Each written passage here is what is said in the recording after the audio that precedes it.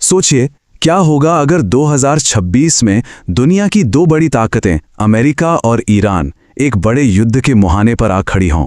आज हम इसी काल्पनिक पर बेहद खतरनाक लगने वाले सिनेरियो के अंदर गहराई से उतरने वाले हैं। तो चलिए इस बेहद उलझी हुई और विस्फोटक सिचुएशन में सीधे गोता लगाते हैं। हाँ, तो शुरू करने से पहले एक ज़रूरी बात, हम जो कुछ भी देखने जा रहे हैं वो एक काल्पनिक सिनेरियो का विश्लेषण है। ये असल घटनाएं नहीं हैं, बल्कि इस बात पर आधारित है कि अगर तनाव बढ़ता है तो क्या कुछ हो सकता है। 7 अप्रैल 2026।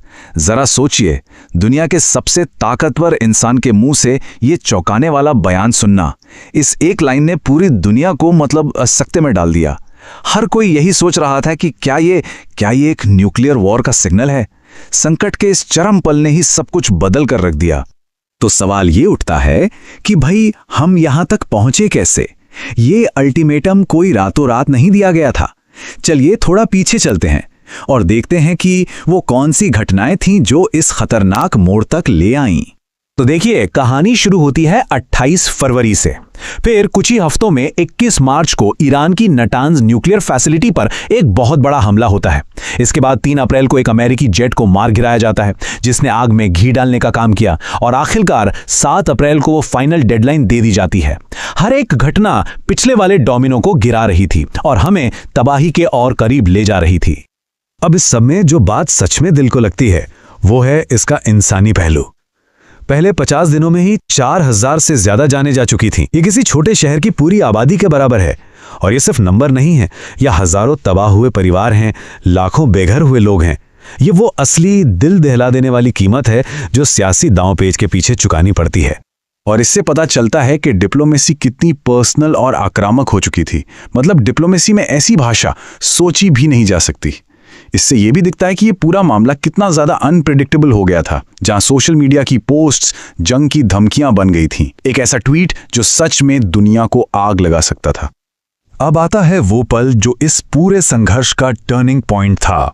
एक ऐसी घटना जिसने न सिर्फ मिलिट्री बैलेंस को बल्कि पूरे संघर्ष की दिशा को ही बदल कर रख दिया। क्या हुआ? दुश्मन के इलाके में एक अमेरिकी विमान गिर गया। सोचिए जरा उस पायलट की हालत। एक अमेरिकी पायलट ईरान की जमीन पर अकेला, शायद घायल, और चारों तरफ दुश्मन। अब एक रेस शुरू होती है। अगर ईरान उसे पहले पकड़ लेता तो ये अमेरिका के लिए एक बहुत बड़ी शर्मिंदगी होती और जंग के नियम ही बदल जाते। इससे ज्यादा दांव पर कुछ नहीं लगा था। तो ये कमाल का रेस्क्यू ऑपरेशन हुआ कैसे? ये तो किसी हॉलीवुड फिल्म की कहानी लगती है। पहले तो CIA ने एक जबरदस्त चाल चली। फिर उस घायल पायलट ने जो किया वो तो कमाल ही था।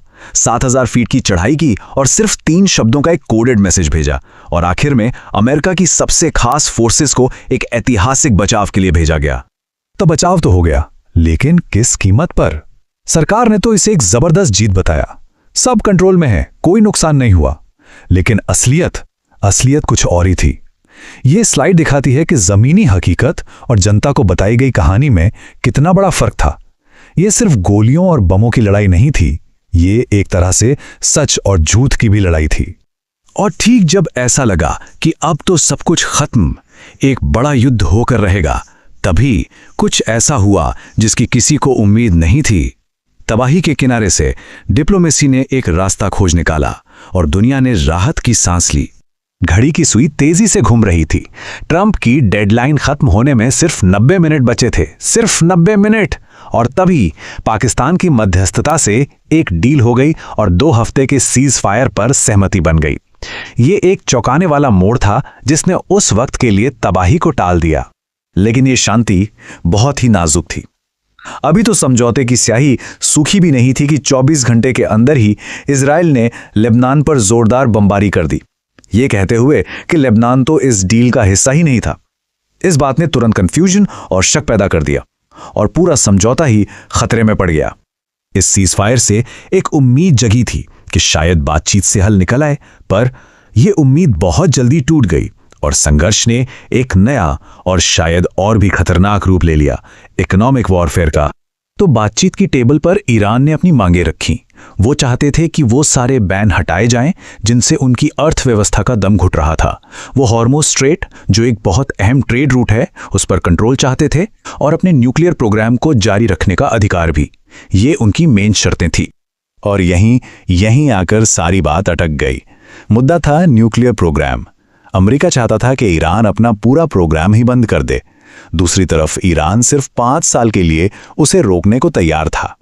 ये एक ऐसी खाई थी जिसे पाटा नहीं जा सका, और इतने बड़े दाव के बावजूद बातचीत फेल हो गई। तो जब बातचीत फेल हो गई तो अमेरिका ने अपनी स्ट्रैटेजी बदल दी। अब उन्होंने मिलिट्री एक्शन की जगह एक तरह से आर्थिक घेराबंदी शुरू कर दी और ईरान के सभी बंदरगाहों की पूरी नौसैनिक नाकाबंदी का ऐलान कर दिया। ये एक ऐसा कदम था जो उस देश को दुनिया से पूरी तरह अलग थलग कर देता। और देखिए, जब दो बड़ी ताकतें टकराती हैं तो उसका असर सिर्फ उन तक नहीं रहता, इसकी लहरें पूरी दुनिया में महसूस की गईं। तेल की कीमतों से लेकर ग्लोबल शिपिंग तक सब कुछ हिल गया, जिससे एक पहले से ही नाजुक दुनिया में और ज्यादा अनिश्चितता फैल गई। इसका सबसे बड़ा और सीधा असर दिखा इकोनॉमी पर। जैसे ही ईरान ने कुछ देर के लिए कहा कि हॉर्मुज़ स्ट्रेट, जो दुनिया का सबसे अहम तेल रूट है, खुला है, तेल की कीमतें धड़ाम से 10% नीचे आ गईं। इससे पता चलता है कि दुनिया की अर्थव्यवस्था एक पतले से समुद्री रास्ते पर कितनी ज्यादा निर्भर है। उस इलाके में तो पूरी तरह से कंफ्यूजन का माहौल था। आज रास्ता खुला है, कल बंद है। और तो और ईरानी सेना ने भारत जैसे न्यूट्रल देशों के जहाज़ों पर भी गोलियां चला दी, जिससे मामला और भी बिगड़ गया। ये एक बहुत ही खतरनाक और अनप्रेडिक्टेबल माहौल था, जहां नियम हर घंटे बदल रहे थे।